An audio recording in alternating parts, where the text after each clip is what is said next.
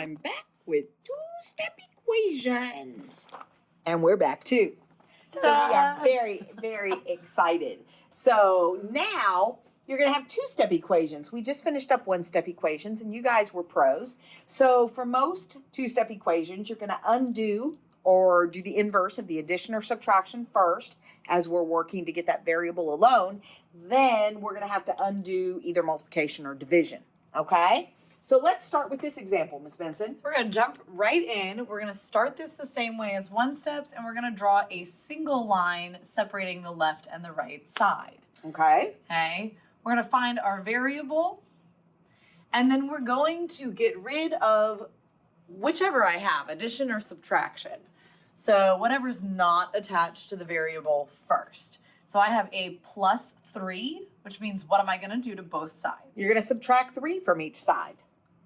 Easy peasy so far. Absolutely. And 9 minus 3 is 6. So you know that's going to be on the right. The +3 and -3 canceled out. So you're going to move down your 2x. And now we're doing the exact same thing that we did in the last video. Now we're just doing a one-step equation. This is 2 times x. So to get rid of that, you divide. So 2 times x, you're going to divide both sides by 2 to get that x alone. So when you do that, you have 6 divided by 2, which of course is 3. So your x is 3. Then again, like I told you, you're going to check this using Desmos. So I'm going to come here, do x equals. We solved it, we found a 3, and then we're going to go ahead and put in the side of the equation that has the variable in it. So we're going to put in 2x plus 3, which gives us 9, which is exactly what we were looking for. If we had solved incorrectly, say for example, and somehow we had gotten x equals 2, that gives me 7, and that doesn't match. So that means you know that you made a mistake and you have to go back and find it. All right? Perfect. So let's go on to our next page. Let's do a couple more of these. All right. This Sounds one great. looks a little bit different, but we're going to start it the same way. I'm going to draw my line. There's my variable, and I'm going to get rid of this part first. Right. So that's a -5. So Miss Benson is going to add 5 on both sides of that equation. And she's going to do this math in her head. Please use Desmos. We don't like anybody making mistakes.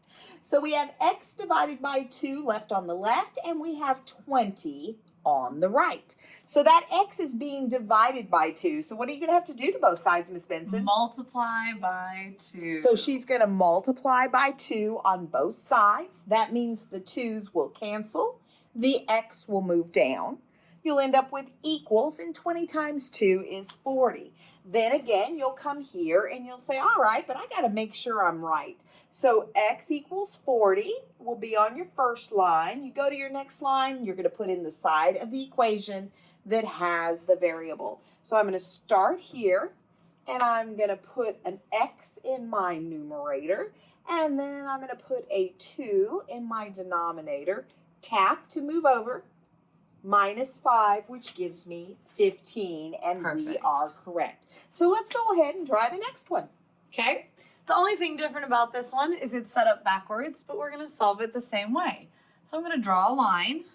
Okay. Here's my variable. I'm going to leave that term alone for now, and I'm going to get rid of this -7 or -7. Right, so the opposite of a -7 or a -7 is a +7.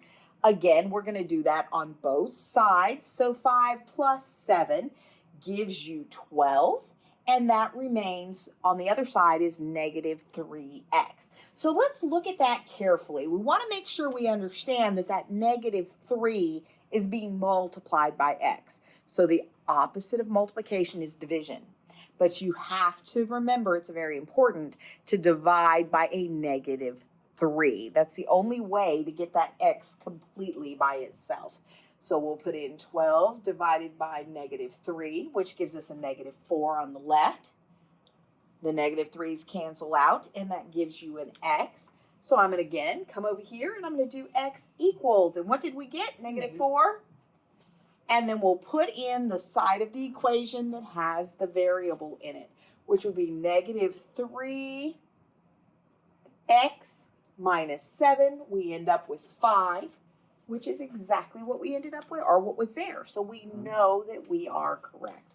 Fantastic. Do we have a couple more to do? All right, so then the last kind that we have to show you, these are pretty straightforward. This is probably what you'll see a lot of when you do today's practice or anything else later this week or whenever. Mhm.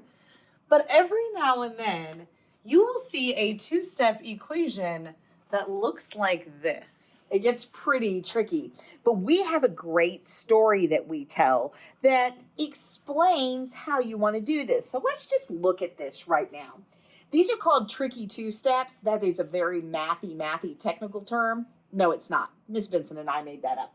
The prince will rescue the princess from the castle, okay? So we learned this from actually another teacher in Roanoke County, and we have kind of taken it and ran with it from there. So what we're going to do is the prince is over here on this side of the equal sign, and his goal is to save the princess. So we're going to go through several steps to do that. Yep. The first thing we're going to do is we're going to draw a line straight down that equal sign, okay? And the prince is yelling to the princess, I will save you. I'm sending a force field to keep you safe. And that force field is parentheses around the numerator. Because this is the princess right here. It is the princess right there. We are going to save her. So the first thing we have to look at is say, okay, x plus 2, which is the princess, is being divided by 3. So how do we get rid of that 3? We're going to have to multiply by 3. We're going to have to multiply. And when we multiply by 3, guess what we're doing? We're blowing up the castle. Oh my goodness. But she's in a force field, so she's going to safely float down to the ground. So can you do that for us, Miss Benson? And remember, if you're multiplying by 3 on one side, you got to multiply by 3 on the other. So those will cancel, and the princess will float merrily down to the ground, x plus 2. And on the right, 4 times 3 gives us 12. At this point, we're right back to a simple one-step equation. Miss Benson's going to go ahead and solve that. So I'm going to subtract 2 from both sides. And I will get x equals 10. Absolutely. And this one doesn't have a spot to check it, but we're going to go ahead and do it. So we've got x equals, we found it to be 10. Then we're going to put in the side of the equation that has the variable on it. So I'm going to make myself a numerator and denominator. I will put x plus 2 on the top. I will put 3 on the bottom, and that gives us 4. So we know that we are correct, and we have checked our problem, okay? We have checked that we solved correctly. There is one more of these, and we're going to give you a chance to try it on your own because we believe you can do it. And then when you're done, come back, and we'll check it for you. Sound like a good idea?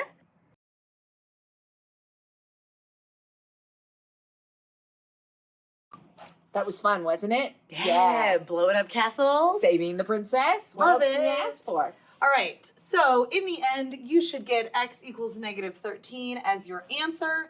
Ms. Voss has put it in Desmos and checked it over here. She got negative 2, and we started with negative 2, so that's how we know that we're right. If you didn't get negative 13, go back through these steps, or even go back to the example before this and watch us redo it, and then see if you can find your mistake. Right? If you're still stuck on any of this example, or today while you're doing independent practice, just ask for some help. Ask your teacher. They want to help you. We promise you that. Great to see you.